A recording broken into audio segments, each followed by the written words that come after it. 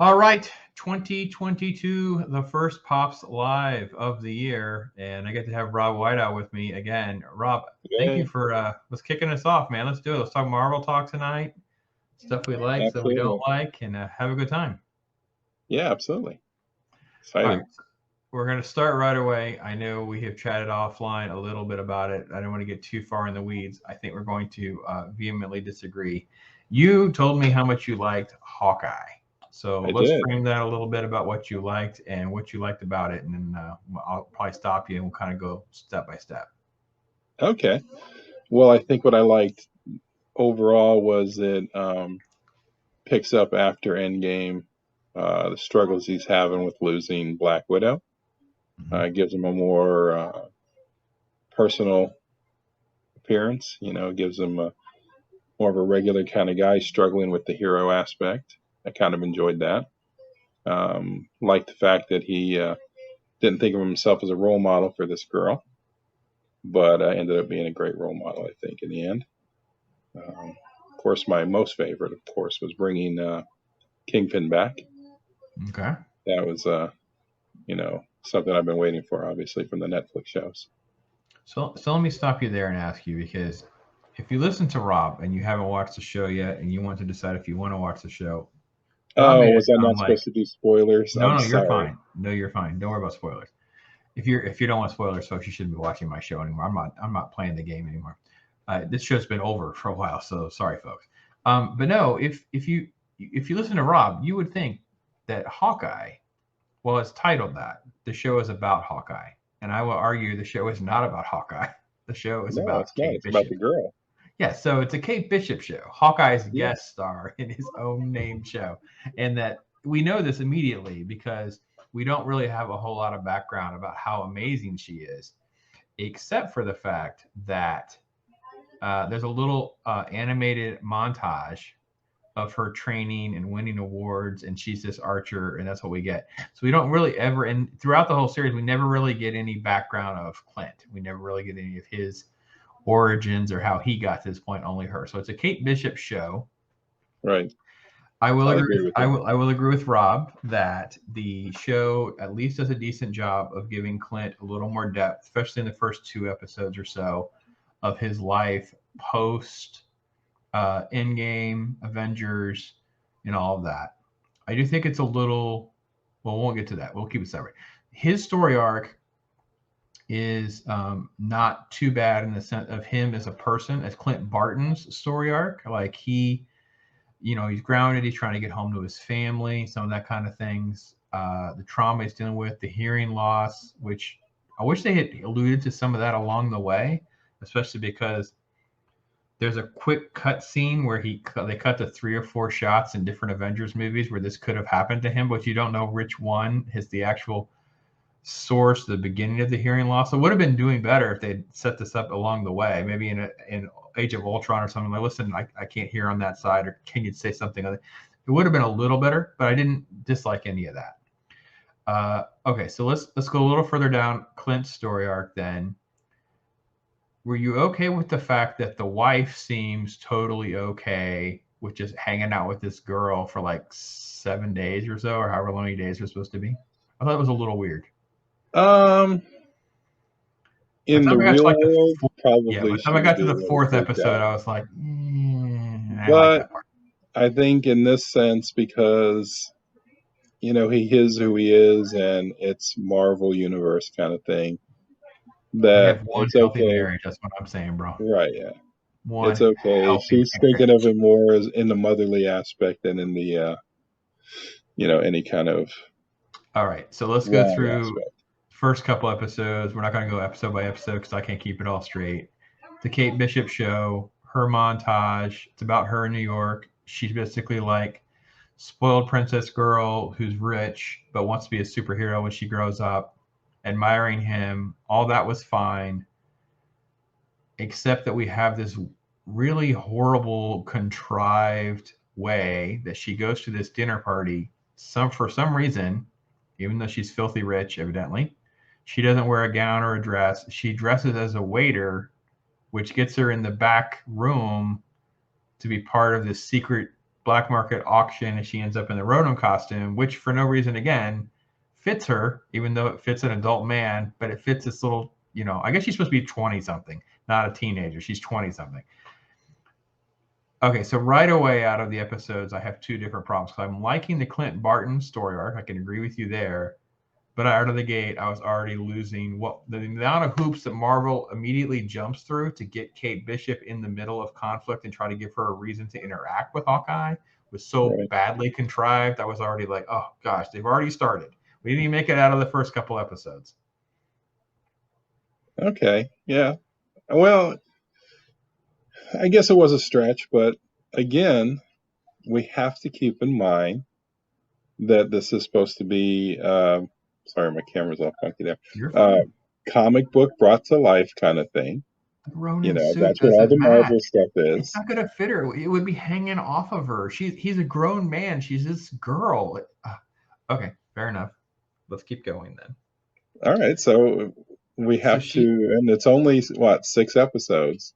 That was part of the problem too, because you only have 6 episodes. So it should have been. They could have stretched it to 13. And 13, I think, is way too long. None of their shows are good past. I mean, it is a stretch to get us to the 8 or 9. I think we could have maybe. WandaVision was how many? I think 9. 9. Okay, so that was a good amount. So. Yeah, and I think Falcon and Winter Soldier was 8. But I think this. The only one that should have been 3 episodes was Loki. Oh, I don't. Well, we have to talk about Loki later in the show, and I will tell you why. The problem with Hawkeye, and I will say I can give another episode if along the way we can have action from Hawkeye. Right. So we have 20-something-year-old Kate Bishop. We don't really totally understand how she's been trained. We've seen a montage of her archery skills, but she gets out of this black market fight scene with the Ronin costume, taking down grown men. Some are armed. Contrived elements to all that moves the story along. Right. But we don't see action from Hawkeye much in the early part of the season. Like, it's pretty rare. There's a kidnapping scene, which again, his part's not the problem. There's not a lot of action, but hers is so ridiculous. She's so ridiculously skilled sliding around. And when she fell through the roof of the warehouse and basically stood up and was like, oh, okay. Now I'm checked out. There's no broken bone. There's no limb. There's no I'm hurt. She's this little tiny thing. She's 120 pounds. It was okay. We keep jumping the shark. It's like it's the Ray, Mary Sue syndrome that Disney and Marvel keep falling into, these traps where they're creating these characters, these shows. And we saw it a little bit with What If, because they showed their hand 100% when they did that.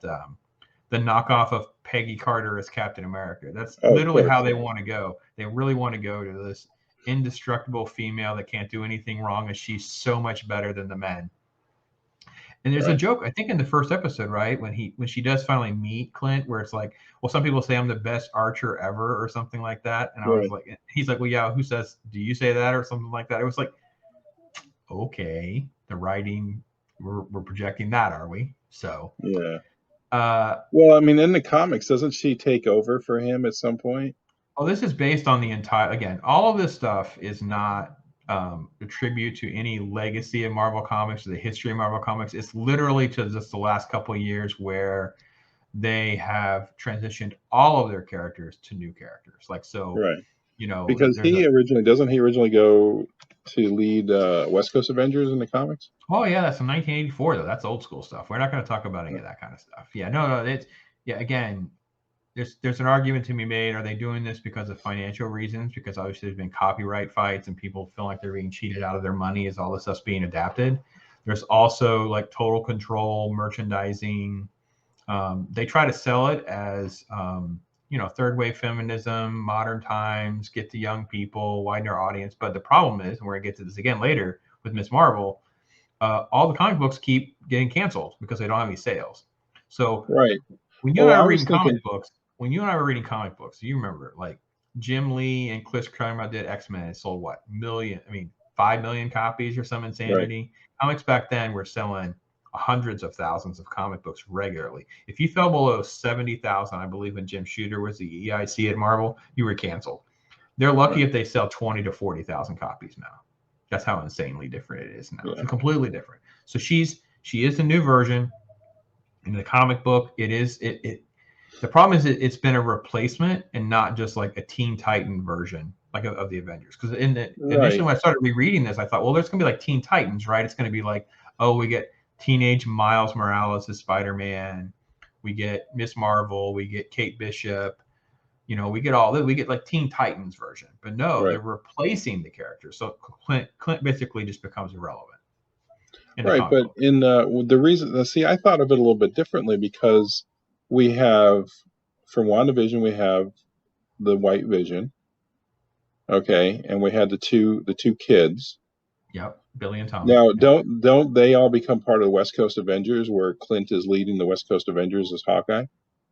I don't think that they're going to root it in as much classic West Coast Avengers, other than the White Vision's origin, because I think Tommy and Billy they grow up to be characters in their own right. One, I think, is gay.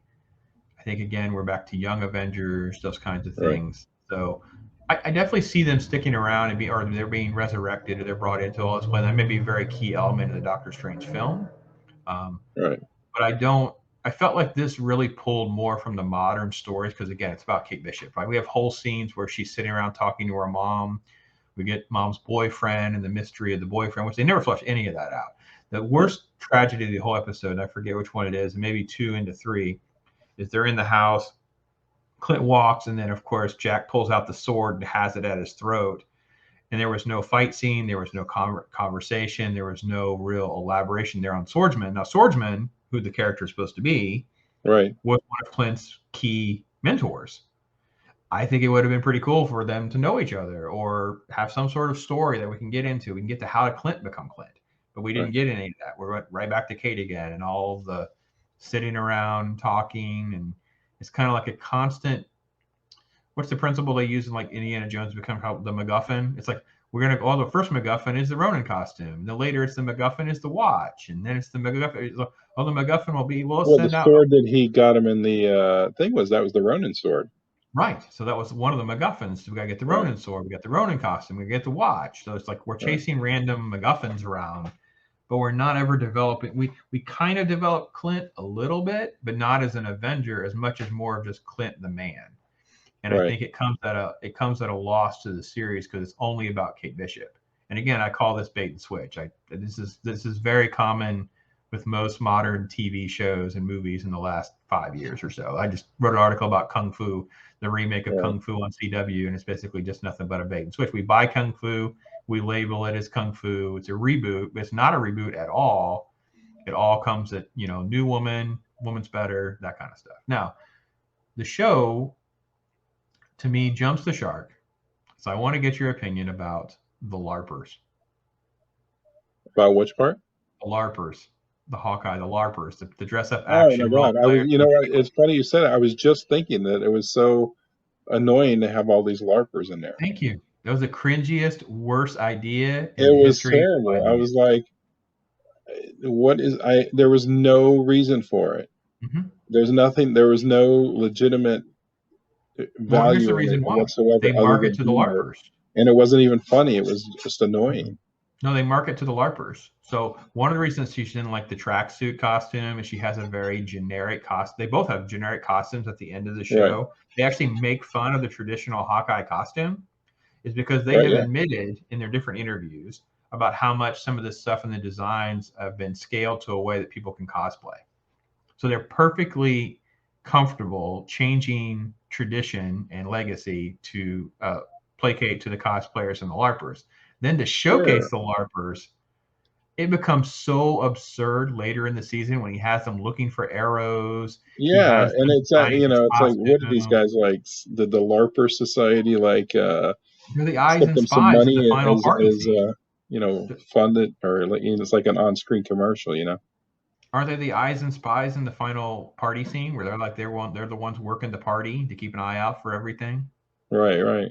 Yeah, I Yeah. couldn't do it, man. I was so. Well, And then the cringiest thing, though, even more cringy than that, was Avengers the musical.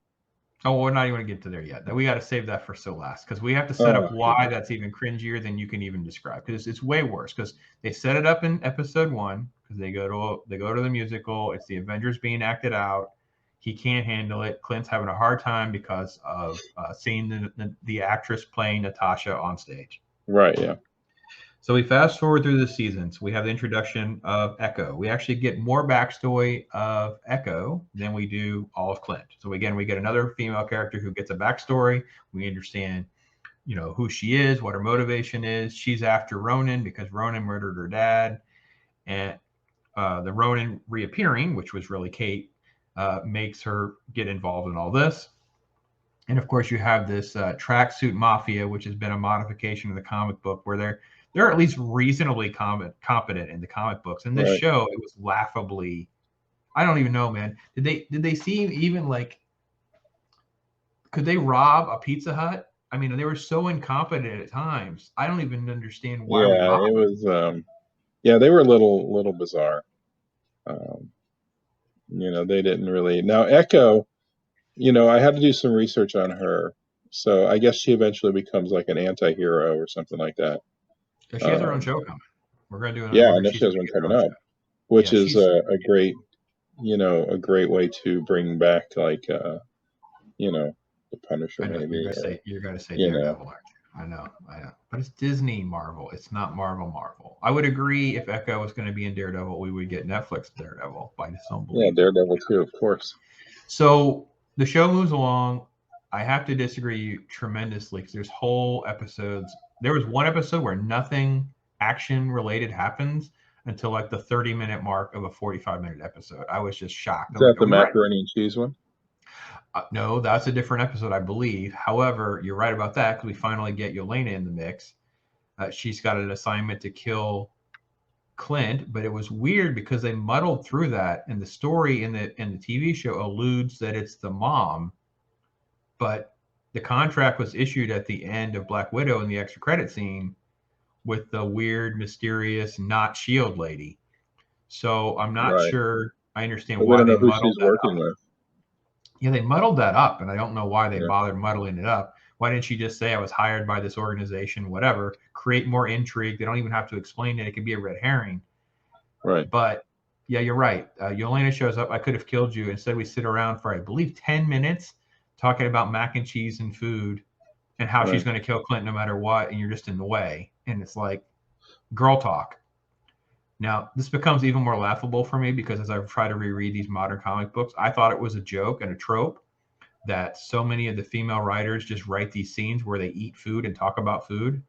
And sure enough, right there it is on Hawkeye. You have a 10-minute sequence where they're talking to junk food. Right. And she kept referring to her by her full name, Kate, Kate Bishop. She's Kate Bishop. She's not Hawkeye.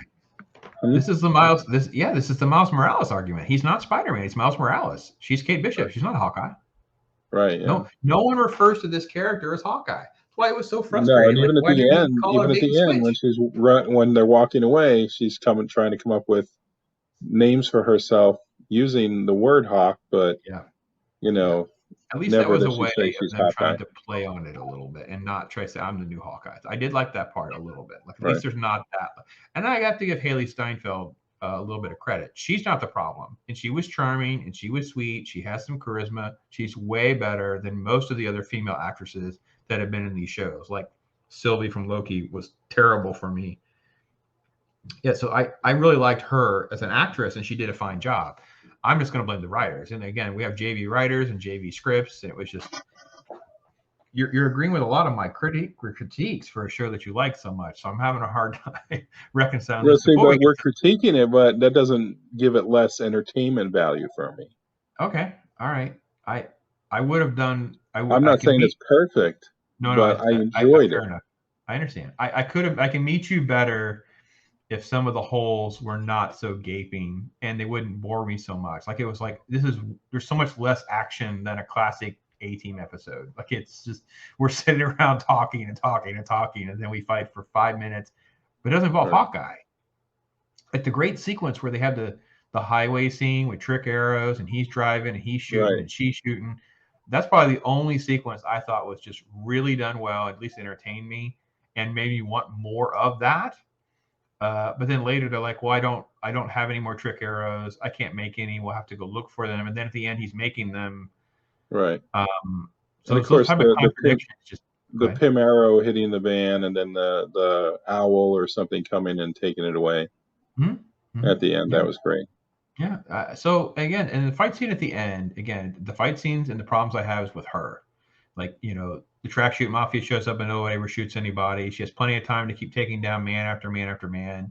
There's the rooftop scene where Clint gets taken down, but then we have to watch women fight before he gets rescued again by Kate. All those kinds of things. It's the trope and the stereotypes just keep going on and on and on before we get to the big reveal. Of course, is that Kingpin's involved, but he's such a weak PG version of Kingpin. I was so disappointed. Like the mom talks back to him.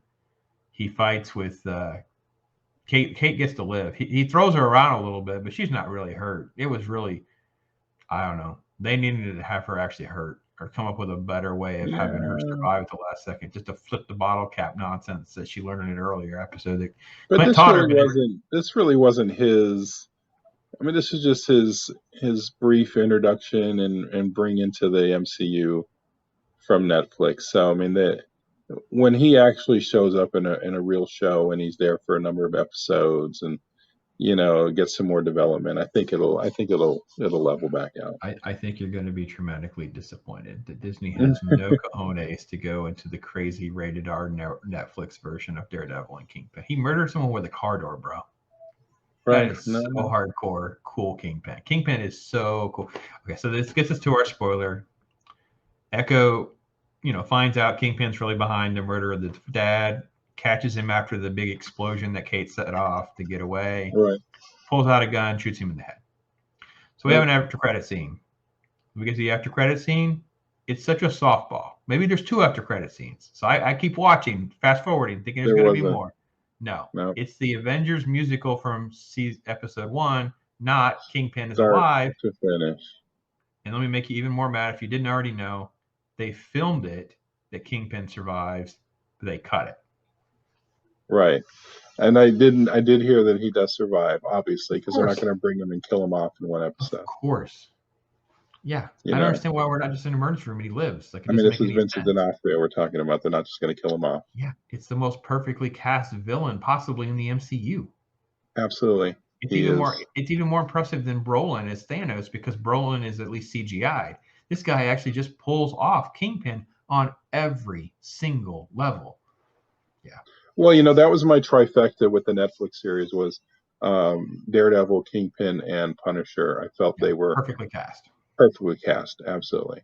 And I got to be honest, I don't have a problem with Jessica Jones and Luke Cage's casting. I don't know enough about Iron Fist. I know fans have hated on the Iron Fist casting. I don't know much about it. I really only watched season 1. The casting to me was never a problem with any of the other 3 heroes. So maybe I'm the only one that feels that way, but the Jessica Jones thing it just drug on for me because I didn't care enough about the villain or whatever. And Luke Cage, he's like Black Superman. It's brilliant for a few episodes here and there, but not for the long stretched out seasons that they went with. No. And really, and even in the comic books, I mean, he was paired up with Iron Fist. Yes. For a lot of them. And then he was paired up with Jessica Jones. Yeah. So, he's really not a great standalone hero. Yeah. But if they brought all the actors back, it wouldn't be the end of the world for me. I'm fine with it. So. Yeah, no, I like the casting. I have no complaints about who played Iron Fist or Luke Cage or even Jessica Jones. My problem especially with Iron Fist, because I like Iron Fist, but I think the writing was just awful. Season 2, right? Season 2 derails into him giving up. Even season 1, though. I mean, they made him like such a weak character, but really, I mean, he beat to get this Iron Fist, and he's gonna lose to like stupid things. It just didn't make any sense. I'd love to the talk writing to was bad. The character, though, a lot of that I liked a lot. So you're recommending Hawkeye. If you had to recommend, or if you had to rank it with the others, so we have how many Disney? So we have WandaVision, Falcon and Winter Soldier. We had What If, and we have Hawkeye. Those are the 4, right? I'm not missing any, am I? Well, we had, I mean, there was others in there, but we don't really count them. There are other TV shows. Well, Loki was in there, but Oh yeah, Loki too. We don't want to talk about Loki. Loki's last. We'll talk if I about. had to, I would say WandaVision was probably number one for me. Okay. I would say probably Falcon and Winter Soldier was a good solid number two, Okay. and I'd say Hawkeye was number three. Okay. What All right. if there wasn't enough episodes to warrant me to rank it higher than number four? Because you know some of them just were not very good. Most of them were not very good. Only Yeah, like 3 of them were pretty good. I think we talked about it at one time or another, and I don't know if yeah. we. The Doctor Strange one was good. Yeah, Uh, and the Avengers being murdered was not bad. Um, but there were so many others that were just terrible. Like the cringy, I can't get past the Captain Carter nonsense. It's just so yeah, insane. And then the 2-parter Ultron thing at the end was so weird. They make it in 2 episodes. It's drung with the out. Just to Watcher. make a season 2. It undoes the Watcher. Like it doesn't make any sense now. Like is he watching? Is he not watching? It's like okay, Yeah, I'm confused. So all right. yeah. It was really not. I didn't really care for that aspect. I mean, he's the Watcher. There's no way Ultron should have been able to even see him. As folks who probably you can tell from my tone, I can't highly recommend any of them. I will Right. put Falcon and Winter Soldier first. I really only hated the last episode and a half. I think it derails several times throughout. And I really didn't like what they did with Bucky the most, but that's to me the better one. WandaVision again, it doesn't totally derail till the Agatha episode, and then of course the finale is a disaster because they let her walk away. But it's at least those are at least entertaining, and at least they feel Marvelish for lack of a word adjective there. I don't know, they felt like I'm in Marvel's universe. What If has about 3 episodes that are tolerable or good, but not great. None of them are great. Um, yeah, Loki's by far the worst. So this is kind of like in that set of category in between there, where it kind of fits in and nestles in there. So it has a moment. And again, I like the Clint Barton as a man story. There's just no Hawkeye in my Hawkeye show. It's about Kate Bishop. So all right. So when we chatted, you didn't know much about Miss Marvel. That show has been delayed. So I wanted to share with you some of that. So this is what Miss Marvel looks like. You might remember Miss Marvel from when we were young, and she did not look like that. That's because she was No. Carol Danvers. Carol Danvers is now Captain Marvel. So we skipped all of the mythology from, I'll say, mid 80s to, like from the, you know, Rogue absorbs her power so she can't fly, all the way through to her mini series and all that. We get Captain Marvel. They reboot. It's basically like female Superman. They announced this Miss Marvel show, and it's being delayed again due to reshoots. So let me go through a little bit about what we can expect. A little bit of the comic book preview for you so you can see. So this is a comic book. She is a fan of Captain Marvel. She's obsessed with Captain Marvel. She's exposed to a mist in the end of her, I think it's issue number 1. She basically transforms into an outfit that looks just like the traditional Carol Danvers black with the yellow lightning bolt. She's a Pakistani teenager, and that's kind of what she looks like. She's more like an Inhuman in the comic book. This is more like what she kind of stabilizes with her giant, weird, flexing Mr. Fantastic like fist. Here's another shot of her in a different issue. You can see the hand. It's very strange Okay. power. Very, Yeah. very weird. So they announced the show. These are the comic book series because you're going to hear them talk about how popular she is and all that. So her first series from 2014 to 15 only lasted 19 issues. Then they reboot her. She lasts a little bit longer, double that from 16, 17 all the way through 19. Then they reboot it again. It gets canceled and rebooted again. And that's where you get Magnificent Miss Marvel. That was the second cover I showed you. And then that lasts for a couple years. And then it's just now being rebooted again for Miss Right. Marvel Beyond the Limit. She's in a lot of team ups, a lot of crossovers with like New Warriors and different things like that. So they announce her show. She gets to go to the front of the line. So I know we're skipping over a ton of characters and all the histories and all that, but that's kind of how Marvel's going to roll with it, I guess. Let me see if I can change. I wanted to show you. I don't know if you had seen this or not. But if nothing else, it'll show folks what we're talking about. This was a little bit of the teaser of what they showed us. Your thoughts are, this is a real, and it's going to load. I haven't really read a lot of those comics. No, I I kind mean, of neither. thumbed through. I read the first one. I read a couple of issues. So, Miss Marvel is a new kind of superhero, but at the core of all of it. All right, so there's your creative mind, Basha K. Ali. It's important to remember she's responsible for Loki, episode 3. Rob, do you remember he follows Lady Loki through the portal and ends up on the Purple Planet, episode 3? And they walk around a purple planet. They go to a trailer. They can't get off the thing because they didn't recharge the little remote control. And they basically walk around the whole planet. And he comes up with a scheme to get on the train. That's when he admits that he's binary. And then they get they figure out how to get off the planet, but they don't get off the planet. They're stuck on the planet at the end of the episode. Remember that episode? Right. Yeah. It's horrible. She's responsible for that episode. Terrible. So she wrote that episode. They gave this show. Yep, that's her job. That's her credit right there. Okay. I think you'll figure out in a minute why she got the job doing this.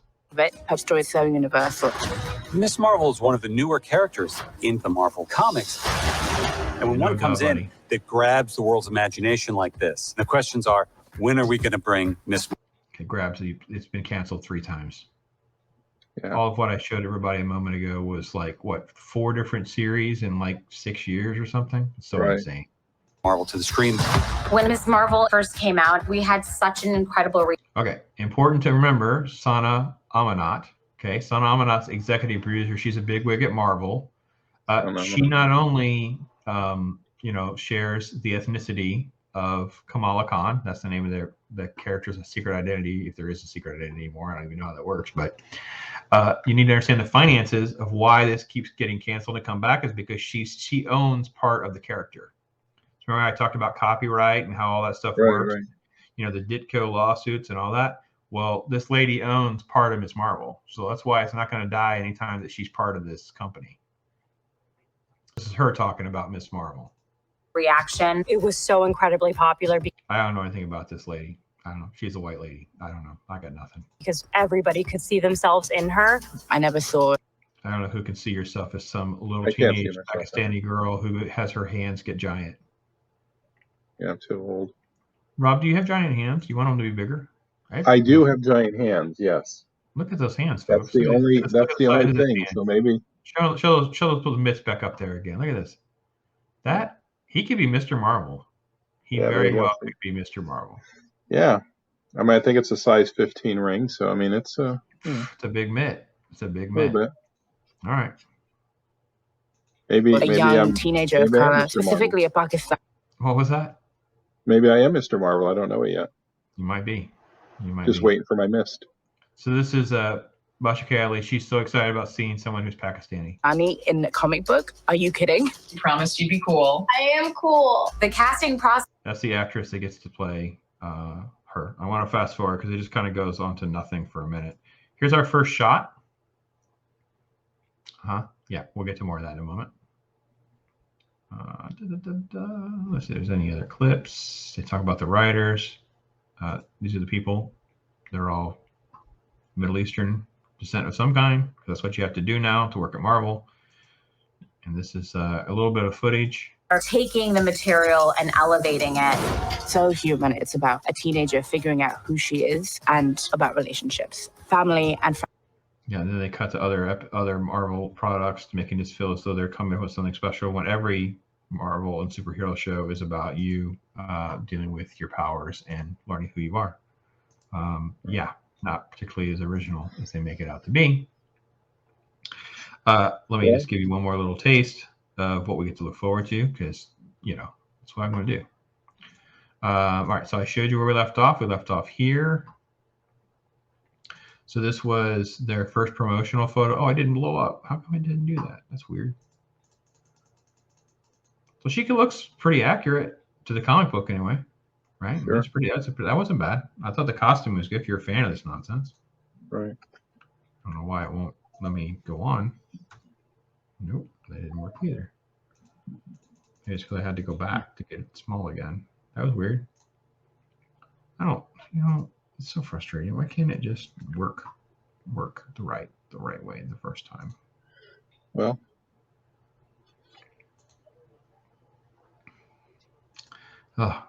Just such great entertainment that I offer here on this show. That's for sure.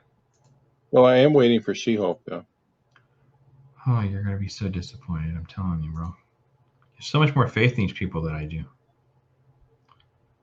I think it's because they hired this bottom of the barrel cheap writing staff, and they just offer Well, that way you can increase your profits by having cheap staff. Yeah, but if I can't get through the episode, I'm sitting there counting the minutes like it's been 20 minutes since something happened in a 35-minute episode, and I'm just ticked off. I don't want to watch your show. Right, but the majority of people are not us, Brandon. So you're majority saying of people are not us. the The majority of them don't even read comic books. So this is the first, because she's such a big fan of Captain Marvel. Right. This is her cosplay outfit, I hope. And then this is her on set. So yeah, it's pretty accurate to the comic book. And there's her special power. Now notice, she doesn't have a giant hand in the way she does in the comic book. It looks like it's some sort of weird force field-esque magic fist. I don't know if you've seen almost this like a Green Lantern fist. That's what I thought too. Someone else might have said that. I'm going to spend some time trying to figure out in that new Captain Marvel thing if it's a thing or not. I don't know. Right. I don't know. That's what I'm going to look at next, is try to figure out if I can figure out what's going on. So it's Miss Marvel. It's been delayed, but it's still coming from the mind of Basha K. Ali. Who was the other person? Manamana? Sama Amanat. I keep thinking of the Muppet song, Manamana. I know, Manamana. That's actually better than Miss Marvel has to offer. So yeah, I have the Marvel app to read comic books, and I've been reading new and old. I have not gotten to Miss Marvel. I've been trying to get through America Chavez. She is the new character that's joining the Doctor Strange. And I will do a video about how I didn't think she could be this bad, but she's worse than I thought she could ever be. It's so bad. So we'll see if I get to that video or not. The amount of dialogue and stuff is wasted. Right. Okay, so we disagree a little bit about Hawkeye. I probably brought you down with my Miss Marvel take because I'm such a downer. But we both can agree. I'm at a disadvantage because I was never a fan. Well, so it's like I'll probably watch it. She didn't exist until like a few years ago. Oh yeah, I'll see that. The Miss Marvel we knew is Captain Marvel now. That's Carol. Yeah, that's what I thought. But who am I to question? A little swap. Little switch. Yeah, I didn't. So like I wasn't really familiar with this iteration of it, and I'll probably watch it just to watch it so we can sit here and chat about it. But like I said, the next one that I'm really looking forward to is She-Hulk. I really am curious to see how that pans out. Yeah, my fear is She-Hulk's appeal for me was that she was witty and funny, and her power, it manifests to give her confidence. Like she comes out of her shell as She-Hulk. It seems very counterintuitive to the current narrative of feminism and strong women and all that. So it'll be interesting to see. Yeah, I mean, again, I'm watching them even if I'm bashing them. I don't know what to tell people. It's what it is. But we can both agree that 2021 and to date, victory is still in the hands of 1, 2, 3 Peter Parkers. Yes. Spider-Man, No Way Home. Movie of the year. Movie of the year. I say movie of the year because, and I talked to my dad today about this. It may not even critically be the best. Like King Richard probably is the best movie from a critic standpoint. But I can rewatch Spider-Man over and over and over again and still be entertained. And I can't take anything away from a film that made over $1.5 billion post-pandemic. Congrats to Spidey and Marvel, and most importantly, congrats to Sony. It now has made more money than the other 3 Marvel movies, Black Widow, Shang-Chi, and Eternals combined. Yeah. Yeah, I believe it. Totally, because Black Widow was not that great. Yes, terrible. Eternals, I didn't even see it, but I Put you to can sleep. feel you groaning inside just as soon as Dude, I say the word. I have never. I mean, you know how much I do. I work around the clock doing all these Yeah. crazy things I do, right? I've never nodded off in a Marvel movie. I've nodded off in movies. Never nodded off. I nodded off about 20 minutes in, or so I just kind of. Yeah. I'm falling asleep in a Marvel movie. Like it was Well, about of 20, the 25 three, minutes in. Shang-Chi was my favorite of those three. Yeah, that bar's pretty low though, but I will agree. I will Yeah. definitely give you that. Exactly. But now Spider-Man, excuse me, Spider-Man was I just. should have got you a Katie action figure for Christmas. Lord knows they were giving there them you go. away at the local toy Yeah. store. With a bowl of mac and cheese. Yes. What is your favorite part besides the portal scenes? Besides the portal scene where they all come through? When they all come through the portal. I mean, that's like my favorite scene, oh God. Honestly, probably when Spider-Man catches MJ. oh, that was good. Yes, one of the two. That's one of my That two. was a Yeah. great It was one. so emotionally heart-wrenching. That Yeah. and also when they were all questioning each other's spider web shooters. Oh, I was gonna say it's Andrew Garfield, Spider-Man saves MJ, Zendaya, and your heart just turns inside out, especially as a comic book fan, because you know what the death of Gwen Stacy means in the comic books. Even though that didn't really play out well in the movie, you know what it did. But his scene earlier where he's talking about how dark it made him and all that, great scene. Wait, I lied. Okay, I lied. let's see if it's the one. My second favorite scene was at the table when the brick came through the window. Oh, and Matt Murdock catches it midair.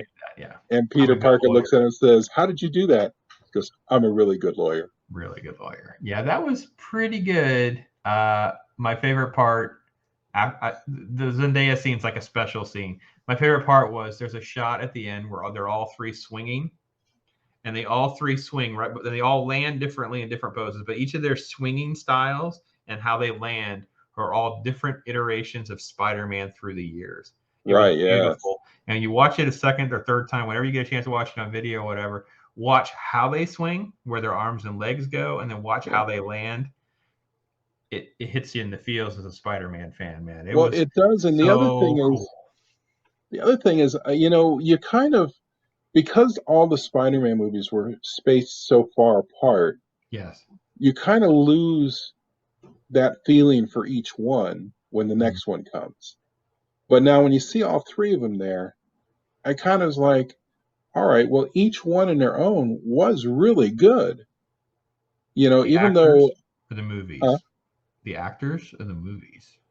Yes and no. I'm going to say actors, because not so much like the first one, Tobey Maguire. That's really all we had then, and there was nothing else like it at that time when it came out, because of just the graphics and everything. It was just for that time period, it was cutting edge, so we loved it. Yeah. Even though Tobey Maguire, I wasn't my first choice, but he didn't do a bad job. But then Andrew Garfield, I loved Andrew Garfield's version of him. Oh, okay. But the storyline, some of them were a little, they were pretty I weak. think they could have been a little better. Yeah, I have to admit, because with Spider-Man, obviously everybody's blown away, and it was a great iteration. There's some great imagery. Spider-Man 2 was next level. I didn't care for his mask coming off in the subway scene, because other than that, that movie is almost perfect. If his mask had stayed on, there's too many adults that would recognize him or be to identify him as Peter Parker. That part I didn't like, but other than that shot where he takes his mask off, the movie's nearly flawless. It's like a perfect superhero movie, and it really is like top 5 of all time until this massive Marvel universe expanded and blew up into superhero, the plethora of them in Dark Knight and stuff like that. Obviously, the Venom miscasting and mischaracterization overshadows that the Sandman storyline, which is, I'm glad they kept Sandman and not try to squeeze the other version of Venom into this universe, because the Sandman character is actually handled reasonably well and seemed better. The Garfield, he wasn't the problem. Emma Stone as Gwen Stacy was never the problem. The fact that the director felt like he was doing episodes of Buffy and not Spider-Man was my problem. Like these were these terrible, bland romance type stories for massive amounts of screen time where nothing of any significance happened to Spider-Man. And then the weird thing about the arc with the parents, the dead parents, and finding the stuff and all, it's just way too much distraction of nonsense. This just showed how great Andrew Garfield is as a Peter Parker. Exactly. Yeah. Exactly. Yeah. If we had to rank this movie, it ranks pretty close to that top tier with Spider-Man and Spider-Man 2. Those three now are in a class kind of by themselves. Yeah. And then absolutely. for me, And go ahead. I was happy to see that Tom Holland signed on for 3 more. Yeah, and there's so much money involved. There's no chance they're going to let this guy walk. They can pay him. Oh, he's just perfect as it, I think. I mean, I liked Andrew Garfield. Probably is my second favorite Spider-Man. Tom Holland's definitely my favorite. See, I thought Tobey's nerdiness really sold me as Peter. It was the age thing, but they transitioned to college so quickly, I bought it. And I will say that only because of how No Way Home ends, it saves the Tom Holland era for me. Because up until now, I would complain he's not Peter Parker. Like, he's a kid playing Peter Parker. He's Spider-Boy. He's Iron Boy. He's not Peter Parker yet. But they ended in a way that makes him Peter Parker. Like, I'm okay with this being like the early years before he really becomes the comic book character that we know and love. It's perfectly clean slate. His identity is clean. He creates the new cheesy suit, which is fantastic. Yeah, I'm good. I'm fantastic. And now he knows that he has to be alone so that nobody gets hurt. Or there's consequences. So here's my thing. Let's do a quick fan fiction. I wish we were writing the screenplay. If I had to make my pitch to you, Rob, you're my executive producer. Here's what I want to write, Rob. We're going to pick up Spider-Man. He's going to have a new year one, obviously, because he's going to be rebooted back into this universe. He's taken the obviously the GED. No one knows who he is, but he's applying to college. He's going to get into college, and he meets this new girl and falls for her. And her name is Mary Jane, and she goes by MJ sometimes. And it's not Zendaya. She's recast as a completely different girl. But because of the MJ thing, he feels like it's divine intervention, and and maybe there creates some emotional conflict some point in the end of movie 1 or movie 2 where he sees the Zendaya character or something like that. I don't know. Maybe I would like to see. I don't need to rehash a whole bunch of Spider-Man origin stuff, because the Aunt May stuff's going to haunt him now. They've kind of gender swapped that thing. I would like to open my movie with a montage of him catching criminals. So we have this massive rogue gallery of Spider-Man villains. I would love to see an opening credit sequence that's kind of complicated, but having he's quickly capturing Vulture again, Shocker again, doing this one and this one and this one, and hitting 3 or 4 of these villains and kind of set up, obviously, a Sinister Six and or the Venom introduction. I don't know if I want to do that at the beginning of my trilogy or if I want to do that in the middle of my trilogy. I don't know where I want. Right. So now we also have to address the symbiote in the room. Yeah. At the very end, when that little piece piece was left. Sorry about this noise. No, a piece of the symbiote is left behind in our MCU, so we've got it. So it's got to get on Spider-Man at some point or another. I would like to actually see it happen sooner and then have his movie, like a Secret War set it up so well in the 80s. I have not read the newer Secret War, so I don't know if there's stuff there too or not. Yeah, that's where we're at. So yeah, Spidey wins 2021. And the last programming of the symbiote before he broke up was perhaps to get to New York to see Spider-Man. Yeah. So. Yeah, no, there were some decent parts there. I didn't dislike any of the credit scene. I didn't really dislike the only stuff I disliked in this movie, No Way Home. It all centers around Doctor Strange, like the irresponsibility of performing the spell and the wording and trying to crack jokes about Scooby-Doo and all that early part of Doctor Strange. All of that is what I had a problem with. Nothing else. I like when he came back at the end. That was all fine. It was very emotional at the end. I liked all that. Obviously, this movie.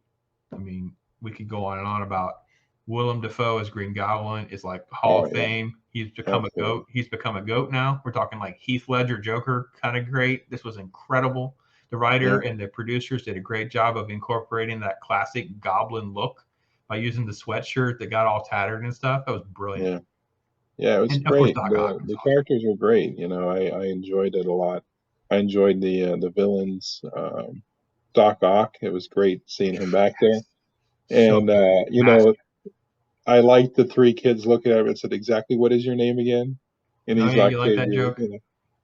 yeah, joking about it. It was just like, it was good. I I enjoyed it can't. There's more. nothing bad really I could say about the show other than, you know, the one thing I didn't like was the post credit scene with Venom. I know it had to be, but I just didn't care for it. Yeah, I mean, what I hated more was just the Doctor Strange trailer because I felt like I was watching like crappy Disney Marvel after seeing a good Sony Marvel movie. Because I felt like I was Right. let down. Like, yeah, and that's where I saw America Chavez show up because she's a portal opener or whatever. And I'm like, oh crap! I guess it is for legit. She's actually going to be in this movie in a significant way because it was Strange and Scarlet Witch and her in that one shot where they're looking at the multiverse. I'm like, well, I guess she's not some insignificant character that might make a little intro. Nope, she's going to be part of the plot. So. Right. Oh, she is. It's unbearable listening to Yeah. the dialogue they write for this character in these comic books. So, all right. Well, that kind of catches us up on Marvel Land. We don't have a single DC thing that we mentioned in this thing. It may be by coincidence, but do you watch any of the CW product or anything like that at all? I've been so checked out from all of it for so long. I've been pretty checked out. I liked, like we had talked about before, I liked the new CW, what was it, Superman and Lois or something like that? It's really good, yes. I didn't see the latest season though, so that I really got to buckle down because I was caught I up. don't know if we're into it. We're not into it very much. Let me see. Right. I'll open it while I'm talking. You see, yeah, the season 1 was great. Season 1's. I will say this: if you're not really into comic books or Superman, it may not. You may be like, oh, it's not as good as these guys said it was. That's why it is I liked it. It's a little placating to us fans a little bit, but it is really good. The family drama. It's all very believable stuff. The kids are fantastic. The cast is great. The performances are good. Yeah, really I enjoyed it. I'm caught up until this new season. I didn't watch any of the newest season, but the rest of it I'm caught up on, and I really enjoyed it more than I thought I was going to. Yeah, I agree with that. I never watched a minute of any of the Batwoman other than this really horrible edit that I don't know if I showed you. I watched one episode and I couldn't watch another. It's unbearably bad. It's so unbearably changed from all of the source material. Like it's just, I don't know why you're calling it. Well, yeah, there's no season 2 on the HBO Max yet. I didn't know if it dropped yet or not. Because the Batwoman, they did the same thing with like Birds of Prey. They changed every single character so radically much from what they are. I don't understand why they're using their names. You didn't watch Birds of Prey? I did. I didn't like it at all. It's terrible. Yeah, absolutely. No, I didn't like it. Yeah. Just like the new Suicide Squad, I watched that. I didn't care for that either. You didn't like the Suicide Squad? I like the new one. The newest, not the new one. The first one or the new one? The first one I liked. You didn't like the new one with James Gunn did? I didn't care for it that much. No. With the Peacemaker and stuff? Yeah. Oh. I didn't. Now they did a spinoff of Peacemaker. I'm gonna start watching just to see. I haven't watched that yet. But, I like the character, but I didn't care for the movie overall. I think what I liked about the movie is I felt like I was actually in a comic book. There were so many comic booky elements, and it felt like a traditional Ostrander Suicide Squad comic book. I didn't read very much Suicide Squad, but he overlapped a lot with Batman, and that's what I read. And they were kind of like that. They were kind of like, well, we're all gonna die anyway, and they bickered amongst. They'd just as easily kill each other than they would go on their little mission. It was really always just, that's why I was always shocked by the movie adaptation. Like, how am I supposed to take this stuff seriously? They weren't that serious in the comic book. Gotcha. Interesting. It's fun that we're flipped on that. We'll have to flesh that out a little bit more. I might have to watch it again. Maybe I wasn't in it all the way. Yeah, I didn't like the first one, the David Ayer Suicide Squad, because I cared so little about the villain and the conflict, and it was all coming to a climax in the middle of the city where every other superhero would notice all this is happening. Like this would end up on CNN to the point like Flash and Superman would just show up like in a split second. There's no way. Yeah, exactly. This would never get this far out of control. That's the only thing that's weird about the MCU stuff. It's like the biggest issue with WandaVision ending was like, well, Doctor Strange would have showed up. He would have just not let you. Once it was clear with the big red dome and it changes with the little symbols and stuff, now you're in his chaos magic land. He would detect that and he would have been on you, in a moment's notice. Well, the other thing is he has that little stone, and he could sit there and see all the different outcomes, and maybe he realized what the outcome was and didn't have to bother with it. Yeah, maybe. Falcon and Winter Soldier, they had the big climactic battle scene like at a United Nations building or something like that. Like the fact that War Machine doesn't fly in or no one else shows up was a little far-fetched for me. I'm like, oh, come on. You can't have it. And again, this is where I think Hawkeye did right. They kept it in a very small scale, kind of low key. So it wasn't like they were trying to blow up all of New York City or something. You're just trying to kill somebody. You're not going to attract the attention of the other Avengers or anything like that. No, it kept it under the radar. So that part probably doesn't get the credit it deserved. In that regard. So we'll see how these other shows shape up. But it's been good to chat with you, throw some Marvel talk down, and you too. do our video. It's always been good stuff. So I'm gonna always enjoyable, man. Always enjoyable.